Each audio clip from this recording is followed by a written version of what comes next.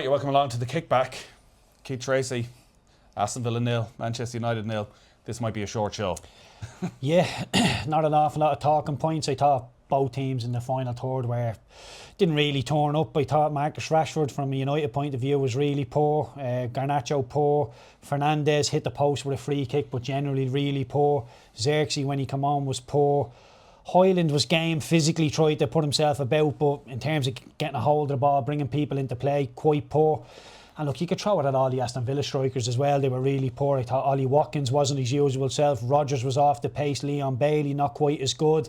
Tielemans, ran around, tried his best, but in terms of giving us a little bit in the final third, yeah, everybody just really lacking. So you'd say it was poor? Poor would be the word I'd use to sum it up, yeah. The reasons for that, and maybe it was just the two styles of play and what happened Manchester United last week, that they were making sure away from home against a really good Villa team that they weren't going to be exposed in that way. Was it the tactical setup, or is this just a case of too much football, Villa playing, huge night against Bayern Munich, there's a little bit of a hangover from that, and Manchester United were in Portugal on Thursday night? Yeah, I think both teams were a little bit weary given the European games, but from a Manchester United point of view, I think they'll be happier being the away team coming to Aston Villa, a team that are absolutely flying. But I do think Onana is a big miss. His physicality in the middle of the park, his threat from set pieces, and it's just little things. I think both teams didn't really go and push it. And look, we can say that United were happy with a draw, and deep into the second half, Johnny Evans is bursting out in midfield and overlapping, and you're thinking, okay, that's great, Manchester United want to win the game, but you have to have a solid defensive. And look, in 1v1 situations, Johnny Evans was very good, but you know, at one point, Harry Maguire in the first half was on the left wing having a little dribble. Johnny Evans is up front and has to sprint back, and I'm thinking, you have a set piece, you have your own corner kick, that's fine, but once that breaks down, go and get back into your position and defend. Don't be saying, well, we might get another ball into the box. You've got to smell the danger. And look, at the likes of an Ugarte, who's come in to try and make Manchester United a little bit more solid, he's on the bench, and you're thinking, what is Manchester United's best team? Because I don't think they started with their best team. And look, Villa obviously missing John McGinn, missing Onana, missing one or two others. It was a difficult game for both teams, but nobody really prepared to go and really throw that dice and, you know, try and win it. Maybe the performance of Johnny Evans proved exactly that thing of the amount of games players are playing, because 36 years of age, first Premier League start of the season, you know, whatever about being back last year, he probably didn't think he'd get a second year out of it at Manchester United, and he did look in a way like the freshest player on the pitch. Yeah, he did. Johnny, for me, would have been man of the match. I thought 1v1 duels was really good, aerial duels as well, really good, won the majority of most of his battles, read the game well, nipped in front to win the ball, and every now and then just tried to get involved in attack. So Johnny did a little bit of everything, but I think there's only so many times you can do that with a player. Leave him on the periphery, then throw him into a big game. And you know, it's worked this time, but you know, I think if Aston Villa had been a little bit sharper up front, there was one or two chances where you're thinking, can they go and do something, and it breaks down. I think if Villa go and score, Maguire and Evans starting is under the spotlight massively. The fact that Villa were a little bit off of United the same, nobody really landed a blow. I think you can say, yeah, Johnny Evans did well, but it just doesn't, like when you're looking at that Manchester United team, it's the same old problems as I wouldn't say last year. It's the same old problems. There's question marks over so many people. I thought Mazraoui in 1v1 battles does well, but he's coming off, I think, possibly an injury. Lindelof did okay, but Manchester United just looks so leggy, look devoid of confidence. Rashford, when he gets 1v1, he's turning it down, and when a winger gets it, an opposite right back 1v1 and they turn it down, that's generally a sign of his confidence is not great.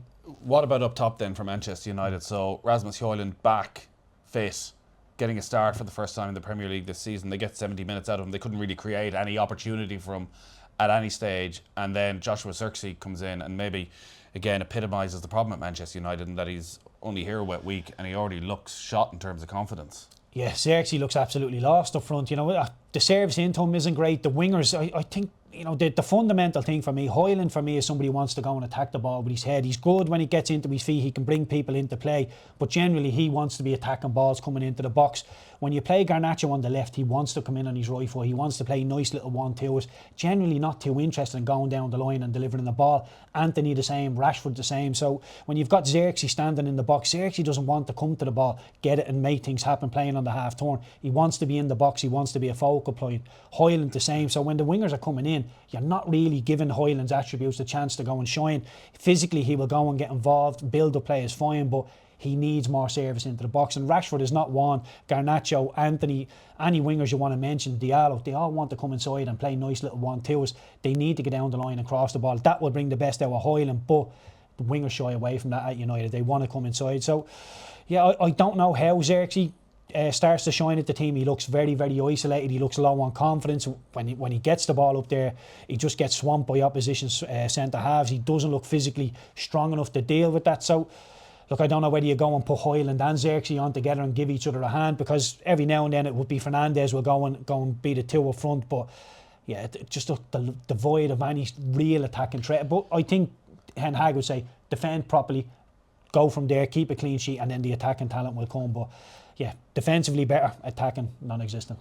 And that is an issue, because whatever about, say, the traditional Manchester United way of scoring lots of goals and creating a lot of opportunities, the focus has been on the shambolic defending at times against Tottenham, against Liverpool, whereas they've now scored 5 goals in 7 league games this season.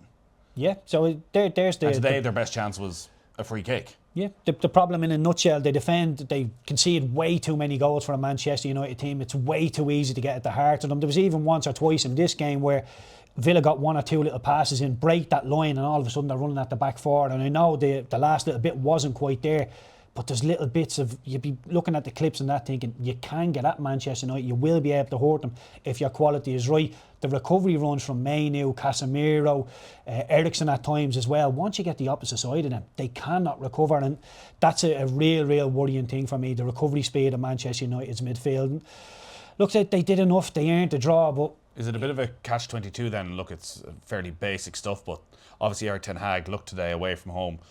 We're going to sit very deep.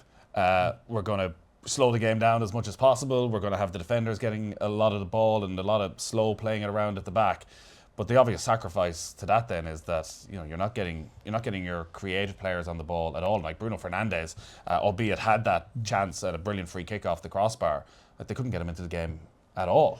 Yeah, well, to be fair, the tempo stayed the same. You're saying about the centre halves, about Unai stepping into midfield and it being quite loose in the press. As it goes into the forward lads, the midfield players, the tempo stays the same. They're not really up in the tempo. Excuse me, they're not going through the gears. So it was fairly easy for Aston Villa just to move side to side, keep them in front of them and defend. When it goes into Eriksen, Xerxes, Garnacho, Rashford in particular, that's when the tempo has to come up. It has to be 100%, put people on the back foot. For me, it's you can see where the next pass is going, and if it's going from A to B to C, you can jump ahead, you can see what they're going to do.